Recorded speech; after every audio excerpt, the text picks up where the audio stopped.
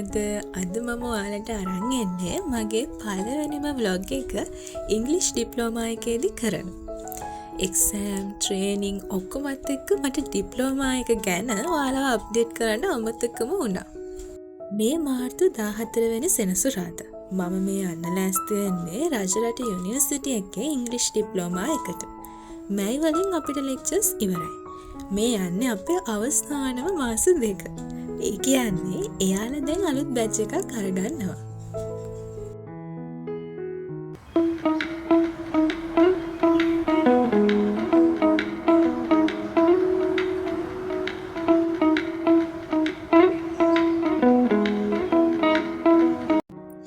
සතිය පුරාම හෙට කරන්නම් කියලා කල්දදා ඉඳලා කලින් දවසේ රෑ වැඩ කරන මං වගේ අය තවත් සිටිද. එදා දවසේ හෝම්වර්ක් ඉවරද ළමයි පාන්දර දෙකක් පහු වෙලා උදේ තමයි ඉතින් ඔය විදිහට මම පොත් ටික අස් කරගත්තේ. ඩිප්ලෝමා එක ගැන විස්තර වන අයට ඩිප්ලෝමා එකේ සබ්ජෙක්ට් 6ක් තියෙනවා. language structure, writing, literature, reading, listening and speaking. Online ඉන්න ඕනට ඔන්ලයින්, ෆිසිකල් ඉන්න ඕනට ෆිසිකල් තියෙනවා. දවල්වරුවේ බැරි අයට රෑවරුවෙත් ක්ලාසස් තියෙනවා. ඕන විදිහකට ඔයාලට ජොයින් වෙන්න පුළුවන්. මම කලිනුත් කියලා තියෙනවා හොඳම විදිහ තමයි ෆිසිකල් එන එක. හරි. බෑග් එකත් හදාගෙන දැන් මම ආවා පාරට. කොච්චර බස් එකේ ආවත් ළමයි මට තාම හොයාගන්න බෑ මිහින්තලේ පැත්තට යන බස් මොනවද කියලා. එච්චරටම මට හොඳ මතකයක් තියෙනවා. හරි. ඔන්න එහෙනම් අපි ආවා කැම්පස් එක ඇතුළට. අපි නෙමෙයි මම. පළවෙනි වතාවට vlog එකක් කරද්දී මම මීට කලින් vlogs ගොඩාක් මෙහෙදි shoot කරලා තිබ්බත් මට නම් නිකන් දැනෙන්නේ හරිම අමුතු feeling එකක්. අනික මේ ගෙවෙන්නේ අවුරුද්ද එක්ක ඉංග්‍රීසි ජර්නි එකේ අවසාන දවස් ටිකනේ. vlog එකක් කරනවට වඩා මට ඕනේ මේ feeling එක විඳින්න. එච්චරට මම මෙතනට හරිම ආසයි. එකම හේතුව මේ ඩිප්ලෝමා එකේ උගන්වන ලෙක්චරර්ස්ලා පැනල් එක. වෙලාවකට දැනුමක් දෙකක් ඇහුවට එයාලා සබ්ජෙක්ට් එකකට සීමා වන ලෙක්චරර්ස්ලා නෙවෙයි. ඉංග්‍රීසි ඉම්ප්‍රූව් කරගන්න කෙනෙක් එන්නම ඕන තැනක් තමයි මේක. හරි. දැන් ඒක තමයි නවත්තමුකෝ. දැන් මම මේ මූණත් සෝදගෙන යන්න හදන්නේ අපේ ලෙක්චර්ස් තියෙන ක්ලාස් එකට. උදේ 8:00 ඉඳන් හවස 3:00 වෙනකන් පැය 1:00 ලෙක්චර්ස් 4ක් මේකේ තියෙනවා. පැය භාගයක ලන්ච් බ්‍රේක් එකක් මැදදී හම්බ වෙනවා. ඊට අමතරව පැය කාලේ බ්‍රේක්ස් දෙකක් හම්බ වෙනවා. ඔයාලට මේකට ජොයින් වෙන්න ඕනේ නම් ඒකේ ඔක්කොම ඩීටේල්ස් මෙයාලගේ වෙබ් එකේ තියෙනවා. සර්ච් කරලා බලන්න. I already have enrollment documents but I cannot upload them to YouTube. You can check their website. Okay? Class එකට ආපු ගමම මම කරන්නේ තියෙන පොත් ඔක්කොම ටික එළියට ගන්න එක. ලෙක්චර්ස්ලා එද්දි ඔක කරන්න ගියොත් මම මොකක් හරි එකක් වට ගන්නවා. ඊට වඩා හොඳයි කලින් අරගෙන රෙඩි වෙන එක. කියන්න අමතක නෑනේ. සෙනසුරාදා ඉරිදා කියන දවස් දෙකේ තමයි මෙයාලගේ ලෙක්චර්ස් තියෙන්නේ. ඊවිනිං ක්ලාස් එකේ ඉන්න අයට විතරයි සෙනසුරාදා ඉරිදා කියන දවස් දෙකේම ලෙක්චර්ස් තියෙන්නේ. අනිත් අයට සෙනසුරාදා සහ ඉරිදා කියන දවස් දෙකෙන් එකක් තෝරගෙන එන්න පුළුවන්. හරි එහෙනම් දැන් අපි යමු ලෙක්චර්ස් වලට.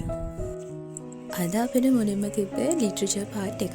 ඩිප්ලෝමා එකේදී ලිටරචර් කැටගරි 3ක් උගන්වනවා. Drama, poetry and short story. උදේම තිබ්බේ ඩ්‍රාමා සබ්ජෙක්ට් එක.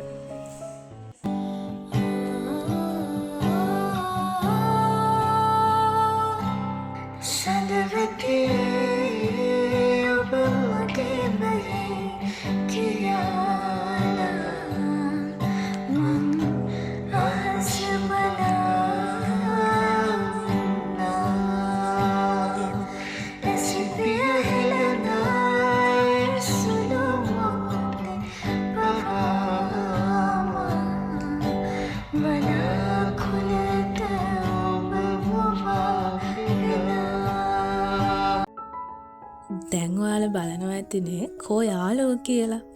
හිටපු යාළුවෝ ඔක්කොම සෙකන්ඩ් සෙම් එකේදී වෙන පන්තියකට වැටුණා. මම විතරක් තවත් පන්තියක. ඉතින් ඉන්ටර්වල් එකේදී තමයි එයාලා බලන්න වෙන්නේ. අද නම් ගොඩක් අය ඇවිත් හිටියේ නැහැ. මොකද කට්ටිය සිරිය පාද නැගලා කකුල් රිදෙන හින්දා එන්න බෑලු. සෙකන්ඩ් ලෙක්චර් එක තමයි ලිටරචර් පාර්ට් වල පොයට්‍රි. මම ආසම සබ්ජෙක්ට් එක මොකක්ද කියලා ඇහුවොත් ලිටරේචර් වල පොයට්‍රි. මොකද කන්ටෙක්ස් එක පොඩි වුණාට ලොකු අයිඩියා එකක් ඒකෙන් ඔලුවට යනවා.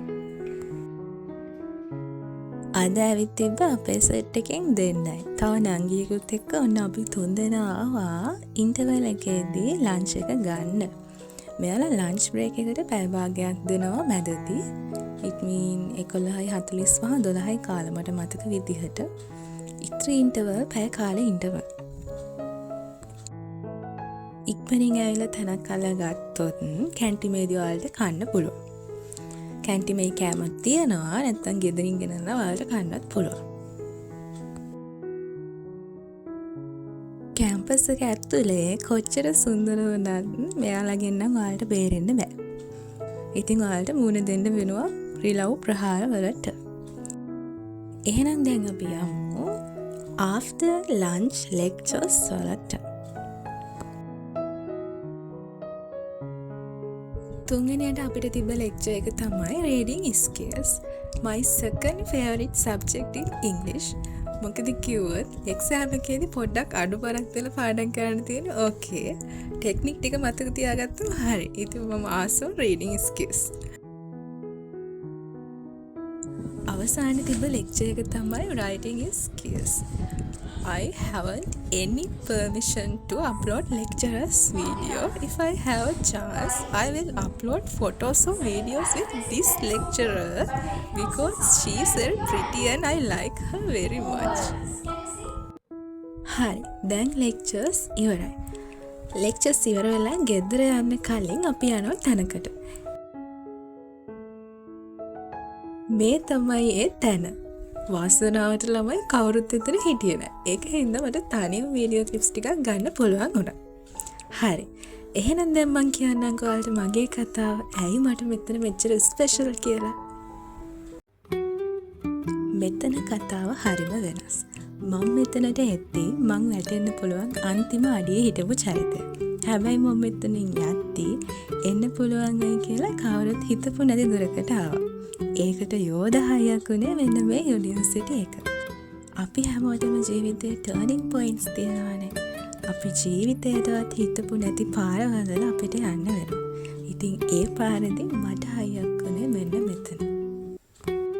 මෙතනදී හම්බුන සමහර ලෙක්චරර්ස්ලා ඉන්නවා. එයාලා හිතන්නවත් නැතුව ඇත්තේ එයාලගේ වචන අපිට මෙච්චර 6ක් උනාද කියලා.